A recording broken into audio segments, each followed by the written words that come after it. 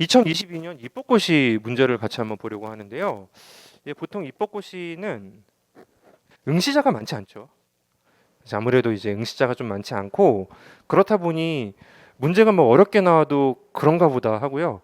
쉽게 나와서 뭐 배점이 너무 커도 그럴 수 있다 하고 다들 같이 넘어가는 그런 추세의 그런 느낌의 이제 시험입니다. 자, 일반적으로 입법고시는 때로는 준비하면서 이런 것까지 풀긴 좀 오바다라는 문제가 나오기도 하고 너무 쉬운 문제인데 배점이 너무 크다라는 문제가 나오기도 하는데 올해의 문제들은 다 좋아요.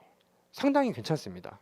실제로 여러분들이 배우지 않았다라고 말할 수 없는 그런 이제 출제가 되었고 이제 네 문제가 출제가 되었죠. 이 각각의 문제들의 퀄리티가 괜찮아요. 그래서 여러분들이 연습할 때 이제 올해 기출은 입시도 확실하게 좀 다지셔야 되는 그런 유형으로 출제가 되었습니다. 자, 1번 문제부터 같이 볼게요. 경제 시장 소득이 서로 다른 개인들이 무수히 존재하며 이들의 총수는 평균상 1로 정규화한다. 입시에서 많이 나오는데요. 전체 인원수를 1로 짜면 되게 헷갈려요. 100명이면 쉬운데 이제 한 명을 이제 전체 인원수로 두면은 굉장히 좀 혼란이 옵니다. 근데 이제 그래도 연습을 좀 하고 이제 들어가는 상태라고 이제 전제를 해야 되겠고 시장 소득은 연속 균등 분포에 따라 분포가 되어 있습니다. 벌써 이제 확률 통계 같은 느낌이 확 들죠. 난 안 배웠는데. 좀 더 읽어보자고요. 정부는 다음과 같은 소득 재분배 정책을 시행하는데요. 시장 소득이 기준 소득보다 작은 개인에게는 S의 비율로 보조금을 지급하고 반대로 시장 소득이 기준 소득보다 큰 개인에게는 T의 비율로 세금을 부과한다고 합니다. 이건 어렵진 않죠. 자, 변수가 지금 현재 Y하고 엮여 있는 게 이제 많습니다. 세 개예요, 세 개. 첫 번째는 Y에 모자 씌워져 있는 기준점 있죠. 그거보다 높으면 뭐 조세를 때리고 그거보다 낮으면 보조금을 때리는 기준점은 상수입니다. 그 다음에 Y바 전체 인원수 있죠. 전체 인원수 Y하고 Y바 0하고 Y바 사이에서 이제 분포가 되어 있다라는 그거 역시 마찬가지로 상수입니다. 그 다음에 Y 있죠. 그냥 아무것도 첨자가 되어 있지 않은 Y 있죠. 그럼 변수예요. 그건 본인의 소득이 얼마인지에 따라서 달라질 수 있는 변수입니다. 그걸 인풋으로 YD가 나오는 건 결과값이죠. 따라서 이렇게 변수가 여러 가지가 나올 때 제일 먼저 여러분들이 하셔야 되는 작업은 뭐 모자가 씌워져 있고 뭐 바가 씌워져 있고 어떤 게 상수이고 마지막까지요. 문제 마지막까지 어떤 게 변수인지를 파악하는 게 제일 중요합니다. 따라서 문자가 많은 문제는 지금 다른 이제 우리 다른 직렬의 시험에서도 많이 등장하고 있는데 가장 먼저 할 일은 말씀드린 것처럼 상수하고 변수를 구별하는 거예요. 현재 Y 모자는 상수, Y 바는 변수입니다. 물론 이제 Y 바를 얼만큼 높일 수 있냐라는 질문도 있지만 주어져 있는 여건 내에서는 이제 상수로 취급하고 진행을 하시면 되겠죠. 자, 1번 S가 T보다 커요. 개인의 가처분 소득을 나타내는 식을 구하고 평면의 그림으로 나타내는 것인데 자, 수식 같이 한번 눈으로 따라와 볼게요. 어렵지 않으니까. 지금 현재 Y 기준 모자 씌워져 있는 햇보다 현재 Y가 낮으면 보조금을 받습니다. 현재 Y에 추가적으로 그 차이에 S를 곱한 만큼 소득이 늘어나니까요. 수식을 조금 정돈하면 오른쪽처럼 1-SY 플러스 SY 바 이렇게 나올 것이고요. 반대로 소득이 높으면 이제 자신의 소득에서 세금을 가져갑니다. 자신의 소득에서 Y 기준만큼 차이에서 T를 곱한 만큼 빼가는 것이죠. 역시 마찬가지로 간단하게 정리하면 1-ty 플러스 ty 햇 이렇게 우리가 기준을 잡을 수가 있습니다. 따라서 이 문제는 균등 분포가 중요한 게 아니고 문제의 상황을 파악하는 게 중요한 거예요. 자, 현재 기본적으로 설정되어 있는 걸 보자고요. 조세가 존재하지 않는다면 y 바까지 45도 선으로 쭉 따라 올라갈 거예요. 근데 기준선이 있습니다. 기준선이 있는데 이 왼쪽에 있는 분들은 보조금을 받고요. 오른쪽에 있는 분들은 이제 조세를 내야 됩니다. 자, 그런데 그 위에 있는 가처분 소득식을 정리를 한 걸 보시면요. 기울기가 나와 있죠. 자, 보시는 것처럼 오른쪽 영역의 기울기는 1-t이고 왼쪽에 있는 기울기는 1-s인데 S 쪽이 더 크다고 했으니 이쪽이 완만해지는 정도가 더 많을 것이다. 따라서 보조금을 받긴 받는데 이쪽이 더 완만한 기울기로 받고 오른쪽의 경우는 더 가파른 기울기로 조세를 낸다라는 이제 궤적을 찾아주면은 합리적이죠. 자, 이렇게 그림을 그릴 때 제일 중요한 것 중에 하나는 이제 특색 있는 영역을 좌표로 찍는 거예요.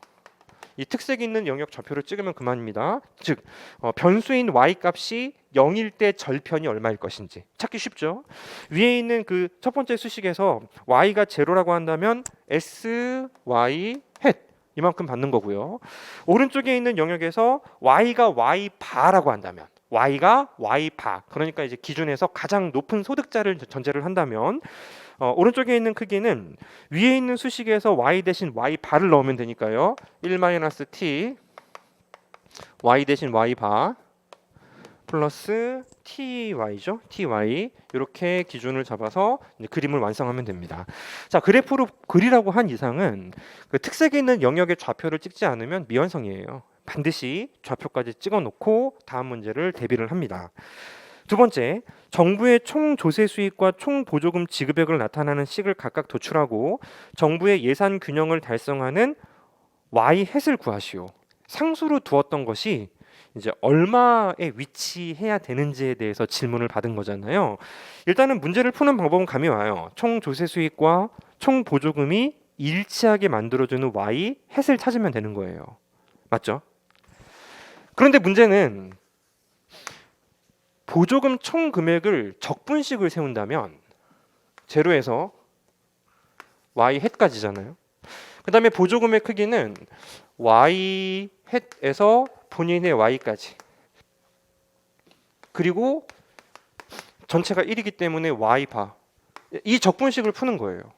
자, 실질적으로 이 문제를 적분식으로 정리해서 풀려면 이 연속 균등 분포라는 개념을 인지를 해서 이렇게 수식을 전개를 하고 풀지 않으면은 사실 이제 제대로 된 수식은 아닌 것이죠. 그렇지만 어떻게 이거 푸는 거 기억나십니까? 적분 공부해요, 우리? 안 하잖아. 실제로 소비자 잉여 구할 때 적분식 세워요? 면적으로 구하잖아요. 그렇다면 사실 이 식이 여러분들이 머릿속에 떠오르지 않는다 하더라도 풀이법은 있다는 것입니다. 시험장에서 풀이법이 분명히 존재하는데 그 풀이법을 꼭 적분 기호식을 세워야지 점수를 받는 게 아니라는 거예요. 경제학은 특히 이런 문제들은요, 정답만 맞으면 돼요. 보세요. 이 친구는 이만큼 보조금을 받죠. 그리고 딱 정확히 y 바 햇에 걸려 있는 사람들은 보조금이 0이죠. 모든 사람들의 조세를 합하라는 거 아닙니까? 모든 사람들의 조세를 합할 거면 중간에 위치한 사람의 조세가 모든 사람들이 같은 보조금을 받는 만큼이다라고 이제 전제를 한다면 전체 보조금의 크기는 구할 수 있다고요. 정규 분포라는 말이 뭔지 몰라도 느낌상으로는 아주 고스란히 인원수가 한쪽이 치우쳐지지 않고 인원수가 이제 고르다는 거 아니겠습니까? 제일 적게 받는 사람은 제로, 제일 많이 받는 사람들은 이만큼. 따라서 이 크기에 2분의 1을 곱한 거에 총 인원수 곱한 만큼이 바로 총 보조금의 크기가 되지 않겠습니까? 이해가 돼요? 이해 안 가? 다시, 자, 현재 적분식을 세워서 보조금의 크기를 구해도 똑같은 수식이 답이 이제 도출이 되는데요. 현재 이만큼 받는 사람이 있고 제로로 받는 사람이 있고 조금 덜 받는 사람이 있고 조금 이제 더 받는 사람이 있을 거란 말입니다. 이제 연속으로 균등분포되어 있기 때문에 여기서부터 여기까지 인원수는 똑같다는 거예요. 그렇다면 중간에 위치한 사람이 받는 크기 곱하기 전체 인원수만큼이 총 보조금의 크기가 될 것이다. 그럼 우리가 이제 실제로는 시험을 위해서 적분을 준비하는 일은 거의 없기 때문에 적분식을 세우지 않아도 이제 총 보조금의 크기를 계산하는 수식을 짤 수 있다는 거예요. 근데 결국 이 문제 역시 마찬가지로 입시를 응하신 분이라면 마지막에 풀어야 되는 문제가 되겠죠. 일단은 눈에 확 들어오는 문제는 아니니까. 자, 그 마지막으로 돌아왔을 때라도 여러분들이 그림을 그리라고 한 이상은 그림을 쓰자는 거지. 뭐하러 그림을 그리라고 합니까? 그냥 이제 주어진 적분식 세워가지고 2번 바로 풀 수 있는데. 따라서 첫 번째 문제에서 그림을 그리라고 한 이상은 적분식을 세우지 않아도 이 그림을 통해서 충분히 추정해서 추론할 수 있는지도 이제 수식으로 짰을 때는 당연히 만점, 배점으로 설정이 될 수 있다라는 거. 이런 게 시험장에서 조금 필요해요. 이런 걸 센스라고 하죠. 근데 모든 문제들이 다 센스가 필요하면은 아수라장이 되는 것이고 풀만한 문제들이 나열되고 뭐 한두 문제가 센스가 필요하다면 그건 이제 마지막으로 돌리고 편한 마음에서 해볼 만한 문제가 되는 거예요. 그렇게 했습니다. 총 인원은 1명이고요. 보조금을 받는 총 인원의 수는 1 곱하기 전체 인원분의 y 햇 이만큼입니다. 따라서 이 전체 길이의 중간값 2분의 1 곱한 만큼 이게 바로 이제 총 보조금의 크기가 될 것이다. 이렇게 진행할 수 있습니다. 그러면 적분식 푼 거하고 똑같은 수식이에요. 저게. 아시겠습니까? 두 번째, 자 조세도 같은 방식으로 하면 되겠죠. 조세 역시 마찬가지로 전혀 안 내는 사람이 있고 최대 이만큼 내는 사람이 있습니다. 그럼 이 역시 마찬가지로 조세를 내는 사람들 중에서 중간의 크기를 내는 사람의 크기 곱하기 전체 인원수를 곱하면 총 조세의 크기가 나온다는 얘기입니다. 따라서 y 바 마이너스 전체가 제일 많이 내는 사람이니 곱하기 2분의 1 하신 다음에 1 전체 중에서 y 바분의 이제 y 바 마이너스 y 햇. 자, 이게 바로 총 조세의 크기가 되는 거예요. 이 역시 마찬가지로 적분식을 세우면 풀 수 있어요. 적분식을 세워서 y 햇부터 y 바까지 t에 y 마이너스 y 햇이죠. 좀 이거 풀면 돼. 이걸 풀면은 똑같은 수식이 나오는데요. 복잡한 정도는 동일합니다. 오히려 이게 더 간결하죠. 중간값을 기준으로 균등분포되어 있고 우리가 이제 무슨 수학 문제 풀고 있는 게 아니기 때문에 수식만 제대로 세운다면 그렇다면 문제를 해결하는 데에는 뭐 구분응선은 없는 거예요. 자, 그런 방식으로 제가 서술을 진행을 했고요. 보시는 것처럼 조금 정돈은 됩니다. 정돈이 되고 예산 균형을 달성하는 y 햇을 도출하는 거잖아요. 그럼 양자가 정확히 일치하게 될 때 y 햇을 도출을 하시면 됩니다. 자, 이때 상수항이 보이는 건 신경 안 써도 괜찮아. 처음부터 제가 말씀드렸잖아요. 상수항은 답안에 마지막에 적혀 있어도 상수기 때문에 상관이 없이 정답이 될 수 있는 것입니다. 자, 그래서 루트 t 플러스 루트 s분의 루트 t 곱하기 y 바, 이게 바로 균형 예산을 달성시키는 이제 기준 소득이 됩니다. 그래서 이 두 번째 문제를 풀어야지 다음 문제도 풀 수 있었기 때문에 두 번째 문제가 사실 이 문제에선 최대 관건이었어요. 첫 번째 문제는 어떻게든 풀어도 두 번째 문제를 정확히 풀어내야 되는 것이니까. 다음 문제를 보시죠. 정부가 y 햇을 최저 생계비로 인식하여 시장 소득이 이에 미달하는 모든 개인의 가처분 소득이 y 햇이 되도록 보조금을 지급한다. S를 얼마로 설정하는 거예요? 그러면 S를 1로 설정하는 겁니다. 1. 설문 2에서 수식을 짰으면요, 그거 그냥 쓰면 되는 거예요. S를 1로 설정하겠다라는 것입니다. 다음 페이지 해설 보시죠. 최저 생계비 Y 햇 이하의 개인에게 그만큼 보조금을 지급해야 달성할 수 있기 때문에 S는 1이 되는 것입니다. 이를 이제 위에서 y 햇의 최대값을 계산하는 문제인데 여기서 역시 수식적인 요소가 담겨 있어요. 보시죠. y 햇은요, 그 루트 s 플러스 루트 t 분의 루트 t의 y 바라고 계산을 했단 말이죠. 거기에 s에 1을 넣습니다. 그럼 변수가 t만 있는 거예요. y 바는 상수이기 때문입니다. 그럼 어쨌든 최대값을 구하라고 했으니 미분이라는 작업은 반드시 해야죠. 자, 미분을 진행했더니요, yt분의 y 햇이 분모의 모조리 t가 양수로 포진이 되어 있어요. 그 의미는 t가 늘면 y 햇은 무조건 늘어난다는 얘기입니다. 양수란 얘기예요. 따라서 전체를 극대화하기 위해서 t를 도출하는 것이 우리의 목적인데 보통은 한번 미분했을 때는 제로 나올 때 보통 답이잖아요. 근데 이 문제는 미분한 1개도 함수가 항상 양수이기 때문에 가능한 한 최대의 t를 늘리라는 것입니다. t가 설정될 수 있는 영역은 0과 1 사이 값이기 때문에 가능한 t는 1이 되는 거죠. 1. 그러면 t가 또 1이에요. t가 또 1이면 여기도 똑같이 이렇게 같은 소득이 달성되는 것입니다. 자, s가 1이고 y 햇이 극대화될 때의 t는 또 1이기 때문에 설문 1에서 도출한 수식 그대로 다시 한번 대입해서 정리하시면 모든 구성원의 가처분 소득이 똑같습니다. 모든 이제 구성원들의 가처분 소득은 일치하게 되면서 그래프가 수평으로 나오게 되는 것이죠. 즉 설문 2를 해결하지 않으면 설문 3은 못 풀어요. 이제 미분이라는 작업을 반드시 해야 되기 때문에 그렇습니다.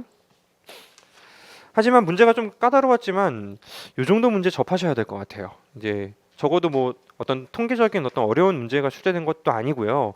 연속 균등 분포라는 말을 좀 겁내지 않는 그런 계기로 이 문제는 여러분들이 소화를 하시면 되겠습니다.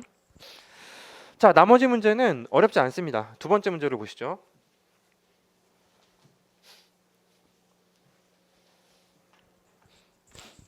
합리적 기대하에 총 공급 곡선을 제시를 해줬죠. 그리고 변수들을 뭐 세세하게 좀 읽어봐 주시고요. 그 사회우생 함수가 또 제시가 되었죠. 인플레이션 통제하고 1문의 재량, 2문의 준칙 읽었으면 이거 필립스 곡선에서 재량과 준칙 문제하고 거의 똑같겠구나라고 인식을 하고 문제를 접근하시게 됩니다. 다만 우리 유파이 평면에서 공부를 했던 내용이 기본적으로 이제 재량과 준칙에 속해 있었는데요. 지금은 이제 y로 바꾸면 돼요. 근데 이 유형은 처음 나온 게 아닙니다. 2005년이었죠. 2005년 행시 쪽에서 유파이에서 물어볼 수 있는 것을 그냥 y파이로 바꿔서 방향만 반대로 그때는 점진주의와 급냉주의를 물어본 적이 있었어요. 그래서 이쪽이 u가 아니라서 나는 못 풀어. 이거는 이제 통용이 되지 않습니다. 변수 y로 두고 문제를 진행하시면 되고요. 자, 문제의 그 본문 쪽의 마지막 줄을 한번 좀 읽어볼게요. 민간 부문은 합리적 기대를 통해 인플레이션에 대한 기대를 형성한다라고 적혀 있습니다. 이 굉장히 미묘한 문장이에요. 왜 미묘하냐면 합리적 기대를 한다 하더라도 새 케인즈 학파에 따르면 경직을 전제할 수 있기 때문에 실제로 순간적으로 달성되는 점이 SPC가 막 빨리 움직일 수 없었던 것처럼 여기도 이제 AS 곡선이 빨리 움직일 수 없는 거예요. 맞죠? 근데 이제 합리적 기대를 달성한다, 가정한다라는 문제가 이제 객관식 시험에서 어떤 식으로 쓰이냐면 잠재 생산량으로 돌아간다. 그냥 그 위를 기준으로 문제를 풀어라. 이렇게 출제가 됩니다. 근데 실제로 우리 시험에서는 그러진 않았어요. 우리 시험에서는 합리적 기대가 경제의 균형 청산 속도까지 결정하는 것은 아닙니다.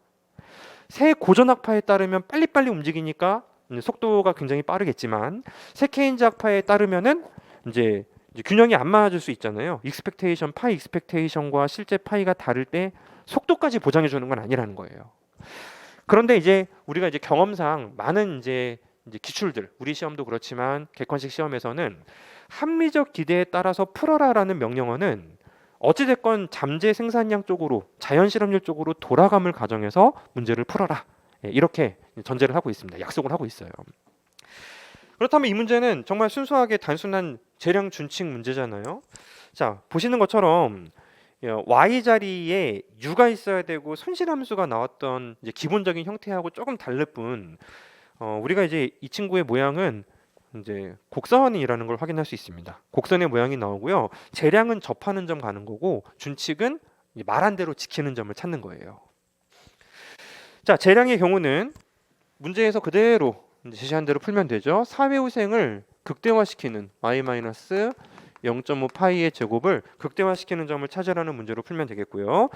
주어진 제약 조건은 현재의 총 공급 곡선입니다. 현재의 총 공급 곡선은 y는 y-y 바 문제에 적힌 그대로 2 파이 마이너스 파이 익스펙테이션. 자, 요거 가지고 이제 문제를 풀면 되는 거예요.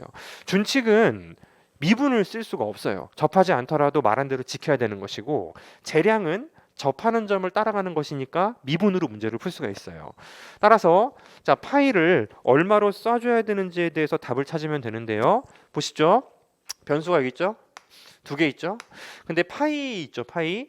요 y 뒤에 파이가 숨겨져 있습니다. 따라서 목적식에 미분하려는 변수가 모조리 밖으로 나오지 않으면 미분을 진행할 수가 없기 때문에 따라서 y 바 플러스 2의 파이 마이너스 파이 익스펙테이션 마이너스 0.5 파이의 제곱, 즉 상수항은 괜찮고 파이라는 변수가 모조리 밖으로 나오도록 미분할 준비를 하시는 거고요.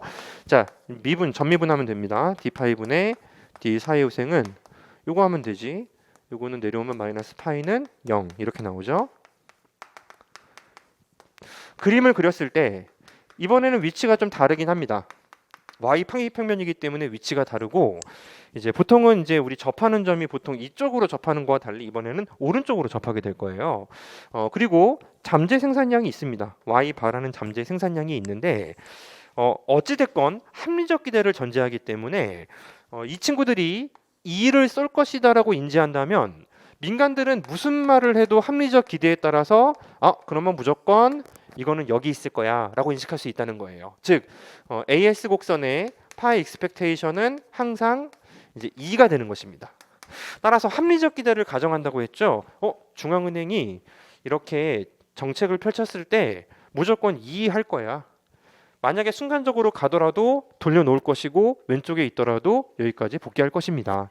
따라서 주어져 있는 2를 민간들이 인식하기 때문에 곡선의 위치는 항상 이곳에 위치할 수밖에 없어요. 이게 바로 재량 균형입니다. 이 재량 균형에서 사회후생은 주어진 데이터를 입력하면 y바 마이너스 2 도출될 것이고요. 두 번째, 정해진 준칙에 따라 통화 정책을 실시할 때 사회후생을 극대화하는 인플레이션율과 사회후생을 구하라고 합니다. 자, 그렇다면 사실 파이 값이 파이의 제곱이기 때문에 그게 적어지면 적어질수록 이득이 되잖아요. 그렇다면 이제 접하는 점을 찾을 필요는 없는 것이기 때문에 따라서 0인 점으로 미리 공표하고요.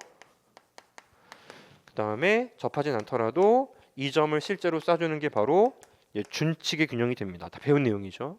따라서 U파이 평면에서 진행했던 걸 그대로 Y파이 평면에 정리만 하면 충분한 문제로 이제 답을 찾는 건 어렵지 않습니다. 재량적인 정책과 준칙에 입각한 정책 중 어떤 정책이 더 우월한지 설명하시오. 이때는 약간 좀 가미를 하세요. 합리적 기대를 가정하면 반드시 2를 쏠 거라는 걸 민간이 사전에 알고 있기 때문에 따라서 이곳에 위치하는 거, 그죠? 그거보다는 후생이 더 커지는 방향으로 준칙이 우월하다 하면 되죠. 이제 다만 경직을 거시입니다. 거시. 경직을 가정하는 학파라면 사실은 합리적 기대라 하더라도 인위적으로 바꿀 수는 있어요. 미리 공표를 해서 접하는 점으로 이제 일시적으로 보낸 다음에 오랜 기간을 머물게 할 수 있어요. 근데 이제 오랜 기간을 머물게 할 수 있다라는 전제는 합리적 기대에 따라서 균형을 짠다라는 것과 약간 충돌이 나기 때문에 가볍게 때리시면 됩니다. 자, 그래서 이 문제는요, 여러분들이 그간 주관식 기출에서는 잘 언급이 안 됐던 내용 중에 하나인데요. 민간이 합리적 기대를 통해 인플레이션에 대한 기대를 형성한다라는 그 범위가 여기까지인 거예요. 여기까지. 얘네들은 SPC가 어디에 있건 무조건 2를 쏠 거야. 말해봐야 들을 필요 없어. 따라서 나는 여기서 기다리고 있으면 돼. 이게 내가 생각하는 가장 최적의 합리적 기대야. 따라서 준칙이 더 우월할 수 있는 그런 타입의 문제로 출제가 된 것입니다. 좋은 문제죠. 3번 볼게요. 어느 나라의 전자제품 시장에서 차별화된 제품을 생산하는 두 기업이 있고요. 또 차별적 과점이 나왔어요. 말씀드린 것처럼 2022년도는 차별적 과점이 다 나왔어요. 이 시장에서 두 기업이 베르트랑 방식으로 가격을 동시에 독립적으로 결정하는 경쟁을 한다. 시정 균형을 구하시오. 따로 설명 안 드려도 됩니다. 지금까지 했던 내시 균형 구하는 방식으로 문제를 진행하시면 되니까 두 기업이 베르트랑이라고만 하면 선도자를 전제할 필요는 없고요. 지금 보시는 것처럼 그냥 내시 균형, 반응함수 구해서 교점을 찾으면 됩니다. 두 번째, 두 기업이 합병했어요. 담합이 아닙니다. 합병했어요. 합병해서 독점 기업으로 행동할 경우 새로운 시장 균형을 구하시오. 이거 잘 한번 생각해 볼게요. 현재 차별적 과점이라는 것은 두 기업이 만드는 제품이 다르다는 거예요. 불완전 대체성을 갖고 있긴 하지만 똑같은 제품은 아니라는 거예요. 문제에 주어져 있는 수요함수를 수평합해서 순수 독점 계산하는 문제가 아니에요. 이 문제는 둘 사이에 연관을 맺고 있는 이 두 재화를 모두 만드는 합병된 하나의 기업으로 문제를 풀어야 되기 때문에 담합처럼 풀면 됩니다. 순간적으로 착각할 수 있어요. 여기 주어져 있는 함수를 수평합해서 어떻게 하나로 만든 다음에 하나의 제품으로 통일해서 어떻게 해봐야지, 그렇게 푸는 게 아니라는 거예요. 따라서 단순하게 새로운 문제는 아니고요. 그러니까 합병할 때 이건 담합할 때하고 똑같이 수식 두 개 나열하신 다음에 이제 P1과 P2 각각 편미분해서 균형 찾고 이윤을 계산하시면 되는 겁니다. 두 번째 문제 역시 마찬가지로 전형적인 타입의 문제니까 간단하게 넘어가고요. 1번, 2번 합쳐서 10점밖에 되지 않았습니다. 이제 두 기업이 장기간에 걸쳐 암묵적인 담합을 유지하면서 3번은 또 담합이죠. 2번은 합병이었는데 그로부터 얻는 이윤을 동일하게 나누어 가진다고 전제합니다. 기업들은 미래의 이윤들을 매기에 동일한 할인인자로 할인하여 현재 가치를 계산을 하고요. 한 기업에 의해 담합이 깨질 경우 다른 기업의 방아쇠 전략으로 이제 베르트랑 경쟁이 영원히 반복된대요. 그렇다면 설문 2에서 도출한 전체 이윤을 반씩 나눠 갖는 게 일단 기본적인 제로 베이스라고 했을 때 혼자서 이탈하게 되면 얼마의 이득이 생길지를 먼저 계산을 해주셔야 되겠죠. 이때 활용하는 건 당연히 반응 함수입니다. 둘이 그 위에 있는 P1과 P2를 60으로 설정할 때 설문 1, 그 반응 곡선에 근거해서 다시 대입하면 혼자서 가격을 40으로 떨어뜨리는 게 이탈할 때 최적 전략이에요. 시간은 걸립니다. 시간은 당연히 걸릴 수밖에 없는데 이때 이제 주어져 있는 조건을 통해서 파이1을 계산하면 2025가 나와요.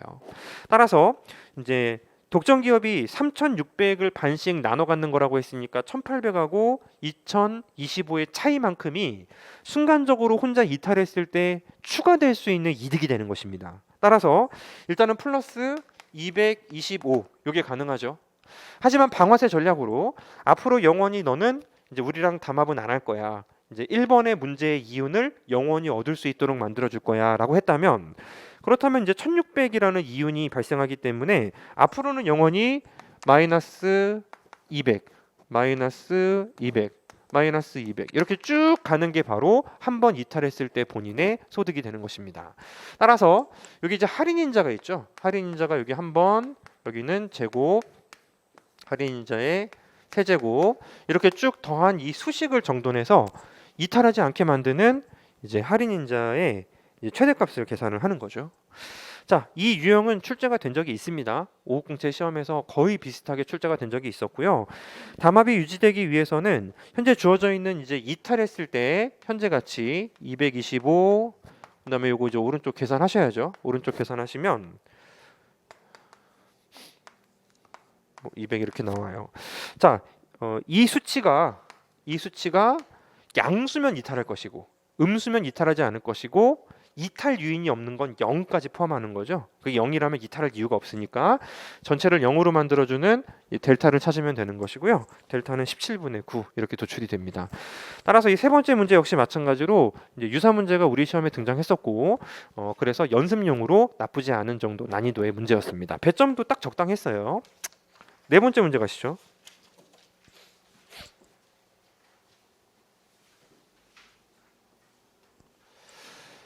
불확실성 파트가 출제가 되었는데요. 불확실성 파트는 지금까지 최근에 그러니까 그 폰 노이먼 모겐스턴 함수를 활용하는 단순한 이제 기대 효용 이론으로 많이 출제가 됐었어요.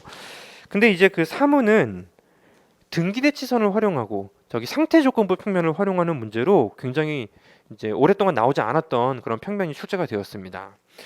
100명의 소비자와 다수의 보험회사가 참여하는 화재 보험 시장을 완전 경쟁이면 동그라미 치라 그랬죠. 경쟁은 기업들 입장에서 균형으로 만들 수 있는 게 개별 기업의 이윤이 0인 점에서밖에 달성이 불가능하다라는 정보를 줍니다.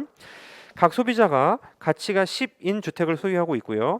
화재 발생 확률이 10분의 1, 화재가 발생한 경우에는 집의 가치가 0으로 떨어진다고 합니다. 재산 X에 대해서 동일한 폰 노이먼 모겐스턴 효용 함수를 가지고 있는데 여기서 포인트예요. 일반적으로 상태 조건부 평면에서 출제 우리 예제들은요 대부분 효용함수를 주지 않습니다. 효용함수를 주지 않고 이게 더 가파르네, 이게 더 완만하네 이런 식으로 출제를 많이 이제 하고 있는데요. 이 문제에선 효용함수가 제시가 되어 있어.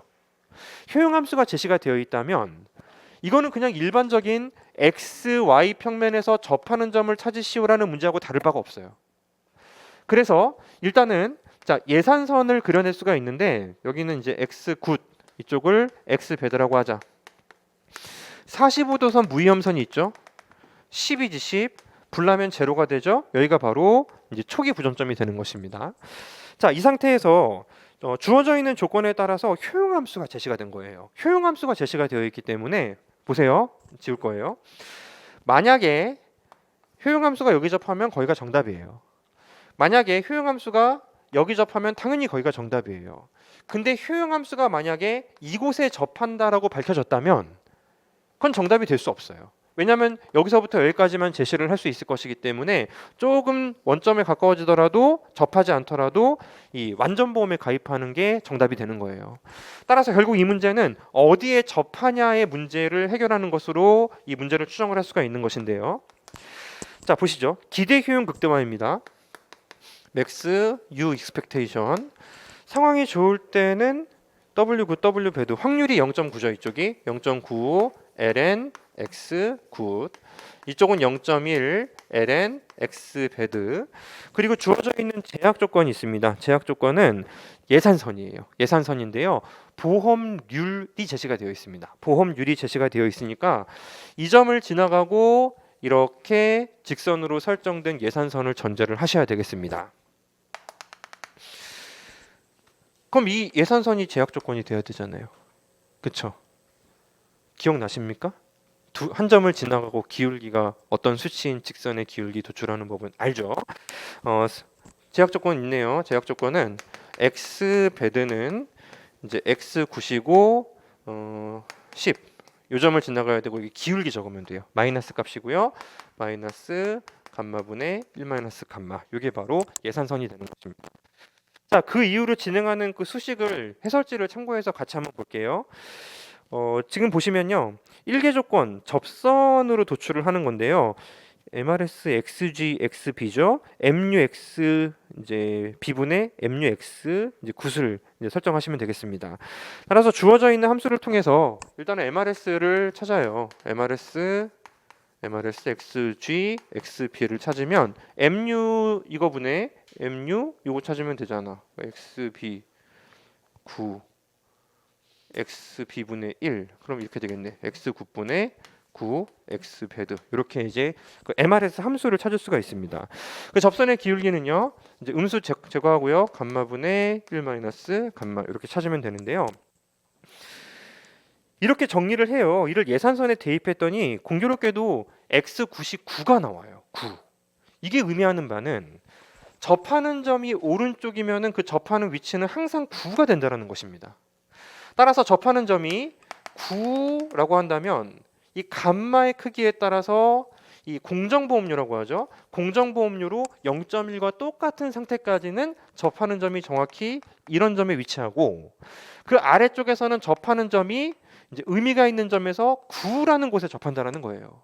따라서 이 감마값이 0.1보다 이제 커서 작아지는 상황이 발생하게 된다면 공정보험, 유리한 보험까지 모두 포함한다면 이제 함수를 도출해 봤더니 항상 9라는 곳에 무차별 곡선이 접하기 때문에 나는 이제 9라는 점을 떠나지 않는다라는 것이고요. 만약에 유리한 보험이 들어와 버린다면 그렇다면 접하는 점은 역시 또 마찬가지로 9예요. 9. 여기를 선택할 수는 없지 않습니까? 예, 여기서는 이쪽을 선택하게 되는 것입니다. X9과 X배드가 일치하는 점을 선택하게 되는 거예요. 따라서 상태 조건부 평면에서 지금 감마를 준 게 아니기 때문에 감마의 영역별로 0.1과 똑같은 이 점에서는 9, 아래쪽에서도 9, 위에서도 9이기 때문에 위쪽에서는 XG, X배드가 일치하는 영역으로 이제 소비를 할 것이다. 이렇게 전제를 합니다. 자, 오른쪽에 그래프하고 또 설명을 또 매칭을 시켜놨습니다. 이제 접선의 기울기하고 이제 예산선의 기울기하고 일치하는 점이 항상 9이기 때문에 감마가 0.1보다 큰 경우에는 항상 9라는 현재를 선택하게 될 것이고 그 위쪽에서는 접하는 점이 여전히 9이기 때문에 A와 같이 접하지 않더라도 완전보험에 가입할 것이다. 완전보험에 가입한다면 이제 예산선과 이제 무위험선을 연립해서 이제 수혜함수를 도출을 할 수가 있습니다. 자, 수혜함수를 도출을 합니다. B점과 C 같은 경우에서는 영역에서 XG는 9예요. XG는 9이고 잘 읽어보세요. 소비자의 보험료는 1입니다. 1. 소비자의 보험료는 1을 내는 것이고요.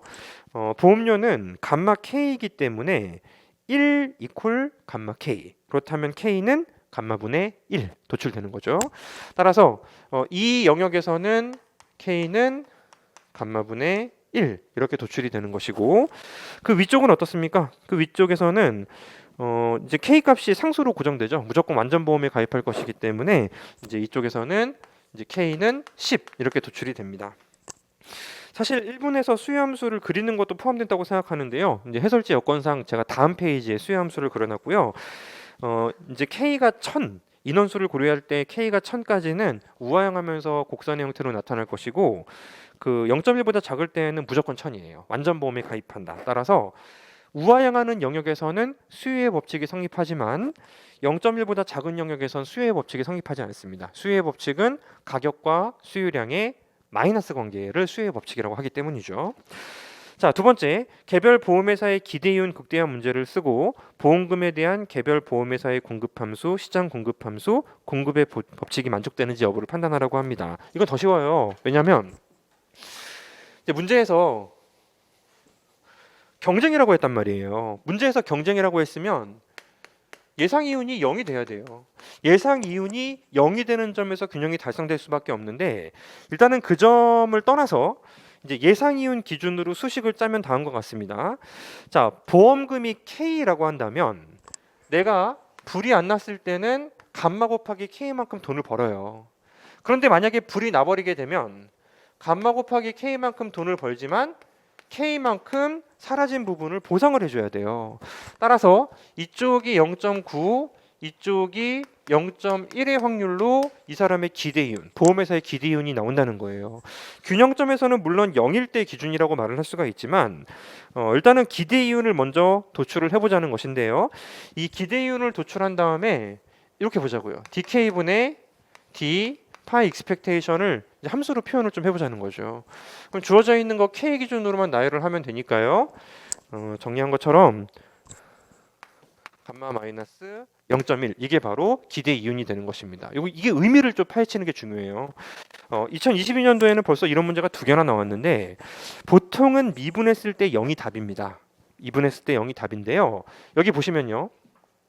미분한 함수를 해석할 필요가 있는 거예요. 만약에 이 보험률 감마 값이 0.1이면 K 값은 아무래도 상관이 없어요. 내가 K를 얼마로 짜더라도 기대이윤이 0이기 때문에 뭐 아무래도 상관이 없다고. 근데 만약에 0보다 커져 버리게 되면 내가 할 수 있는 K 최대치를 찍어야죠. 무한대로 간다는 거예요. 근데 만약에 0보다 작다고 하면 어때? 오히려 K를 줄일수록 이윤이 높아지는 거 아닙니까? 이런 경우에 K는 0으로 간다는 얘기입니다. 따라서 이 그림을 표현을 하자면 오른쪽처럼 0.1보다 낮을 때는 나는 공급 안 할래. 왜냐하면 K를 줄이는 게 오히려 이윤을 높이는 거니까 0, 세로축이 되는 것이고 그 다음에 0.1이라고 하면 뭐 너 맘대로 해. 상관없어. 아무 데서나 K 값이 정해져도 내 이윤은 달라지지 않아. 수평선 모조리 모든 K가 될 것이고 0.1을 벗어나게 되면 무한대예요. K 값은 내가 하고 싶은 건 상대방이 하던 말건 내가 하고 싶은 값은 무한대가 되는 것입니다. 따라서 이를 그림으로 표현하면 꺾여 올라가는 형태가 되는 거죠. 공급의 법칙은 가격과 공급량의 정의 관계를 의미하는 것입니다. 따라서 수직인 영역은 공급의 법칙이 성립하지 않고요. 수평의 영역 역시 마찬가지로 공급의 법칙이 성립되는 영역이라고 볼 수가 없고 그 위에 있는 영역에선 이미 무한대이기 때문에 늘어난다라고 말할 수 없으므로 어떤 영역에서도 공급의 법칙은 성립되지 않습니다. 약간 마음에 걸리는 건 0.1일 때 어떤 점이 달성되고 있을 때 만약에 이제 감마가 올라가면은 무한대로 늘어나기 때문에 혹시 거기는 공급의 법칙이 달성되는 게 아닌가라고 생각해 볼 수가 있는데 0.1일 때 무한대도 포함하기 때문에 안 돼요. 그래서 모든 영역에서 공급의 법칙은 성립되지 않는다. 이렇게 풀면 됩니다. 자, 세 번째 문제. 보험 시장에서 완전 경쟁 균형을 구하시오. 수요 곡선과 공급 곡선의 교점을 구하라는 문제겠죠. 교점을 구하시면 교점은 이제 0.1에서 나와요. 공정보험료에서 균형이 달성되는 건 처음부터 답을 알고 있었죠. 왜냐하면 완전 경쟁 시장이라고 했기 때문에 등기대치선하고 똑같은 기울기 궤적으로밖에 줄 수가 없었고 완전 보험에 가입한다는 것도 이미 알고 있었기 때문입니다. 그리고 문제에서 효율적 자원 배분인지 판단하라고 해요. 효율적 자원 배분인지 판단하라고. 이거 보세요. 이게 실제 균형점이 됩니다. 딱 접해요. 내가 올라가려면 내 기대소득이 올라가야죠. 그럼 이 보험회사는 손해를 보겠죠. 반드시. 보험회사의 손해 없이는 내 효용은 증가할 수 없습니다. 이런 점이 현재 균형이기 때문에 그런 거예요. 만약에 이런 점이면 어떨까? 이런 점이면 보험회사가 만약에 이렇게 이제 이렇게 바꾸면 내 효용이 올라가죠. 보험회사도 손해를 보네. 하지만 이 영역이 있다고. 기대소득이 올라가면서 효용도 올라갈 수 있는 영역이 있긴 있다는 거예요.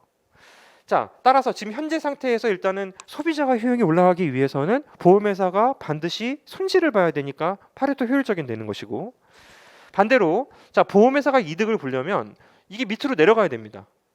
따라서 실제로 균형점이 여기가 됐건 밑으로 내려서 기대소득을 줄여야지 보험회사가 이득을 보는 건데, 그럼 소비자의 후생은 반드시 떨어지죠. 따라서 현재 달성되고 있는 균형점은 누군가의 손실 없이는 그 누구도 후생이 올라갈 수 없기 때문에 따라서 파레토 효율적이다라고 판단할 수 있습니다. 근데 이게 바로 에로우 드브로의 정리예요. 조건부 청구권 시장이라고 할 수 있지 않습니까? 이 불확실성 파트는 조건부 청구권 시장이에요. 보험회사가 불 나면 뭐 이렇게 해줄게, 불 안 나면 내가 안 주고, 조건부 청구권 시장이 형성된다라면 불확실성 하에서도 파레토 효율성이 만족될 수 있다라는 에로우 드브로의 정리가 뭐 다만 1점이라도 되겠죠. 문제의 조건의 답에 필수적이진 않으니까. 그래서 이 문제 3호는 그 최근 기출에서 이 상태 조건부 평면을 쓰는 문제가 거의 없었는데 이제 하나의 사례 문제가 되었습니다. 그래서 의미 있어요.